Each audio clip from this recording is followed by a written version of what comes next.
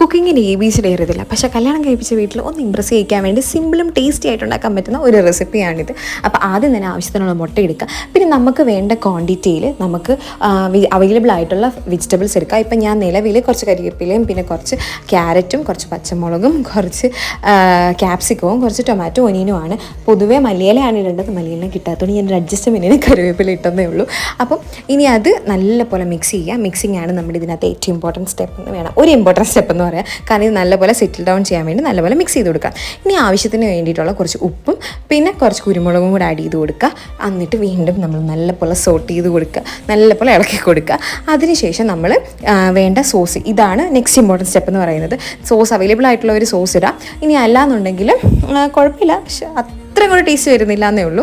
ഇനി മയോണൈസും പിന്നെ കുറച്ച് ഷെഷ്വാൻ സോസും പിന്നെ നമ്മുടെ നോർമൽ ടൊമാറ്റോ സോസും കൂടെ ആഡ് ചെയ്ത് നിങ്ങൾക്ക് ഏതൊക്കെ സോസിൻ്റെ ഫ്ലേവറിംഗ് ആണ് ഇഷ്ടം അതിനനുസരിച്ച് ചെയ്യുക. ഇനി അതും നല്ല പോലെ മിക്സ് ചെയ്യുക. ഫസ്റ്റ് ബാറ്റർ ചെയ്ത് വെക്കണം, എന്നാൽ അത് കുറച്ച് നേരം സെറ്റിൽ ഡൗൺ എടുക്കാനുള്ള സമയം കിട്ടും. ഇനി അടുത്ത് നമ്മുടെ സോസ് പ്രിപ്പയർ ചെയ്യുന്നതെന്നു വെച്ച് കഴിഞ്ഞാൽ ഇതേ 3 സോസുകൾ യൂസ് ചെയ്യുക. ഇനിയും മയോണൈസിൻ്റെയും ടൊമാറ്റോ സോസിൻ്റെയും ക്വാണ്ടിറ്റി ഒരേപോലെ നിൽക്കണം. ഞാനിപ്പോൾ ഒത്തിരി പേർക്ക് വേണ്ടിയിട്ടാണ് ഉണ്ടാക്കുന്നത്, 4-5 പേർക്ക് വേണ്ടിയിട്ടാണ് ഉണ്ടാക്കുന്നത്, അതുകൊണ്ടാണ് ഇത്രയും സോസ് എടുക്കുന്നത്. പിന്നെ ഷെഷ്വാൻ സോസ് കുറച്ച് മതി, കാരണം അതിന് കുറച്ച് എരിവൊക്കെ ഉള്ളതുകൊണ്ട്. നമ്മൾ ഓൾറെഡി പച്ചമുളകും ക്യാപ്സിക്കും കുരുമുളക് പൊടിയൊക്കെ ഇട്ടിട്ടുണ്ട് എരിവിന്, പക്ഷേ ഇത് സെറ്റിലാകുമ്പോഴത്തേക്കും അത്രയും എരിവ് തോന്നത്തില്ല. എന്നാലും ഷെഷ്വാൻ സോസ് കുറച്ചിട്ടാൽ മതി. ഇനിയാണ് നമ്മുടെ മെയിൻ ഇമ്പോർട്ടൻറ്റ് താരം വരുന്നത്. ഈ ബ്രെഡിനെ നമ്മൾ സ്ക്വയർ ഷേപ്പിലോ വട്ടത്തിലോ, സ്ക്വയർ ആയിരിക്കും കുറച്ചുകൂടെ എളുപ്പം, എന്നിട്ട് അത് പീസ് എടുത്ത് മാറ്റുക. എന്നിട്ട് അതിനകത്തോട്ട് പാനിൽ വെച്ചിട്ട് ബാറ്റർ അങ്ങോട്ട് ഒഴിച്ച് കൊടുക്കുക, തുളയ്ക്കകത്തോട്ട്. എന്നിട്ട് മുറിച്ച് വെച്ച പീസ് അതിൻ്റെ പുറത്ത് വെക്കുക.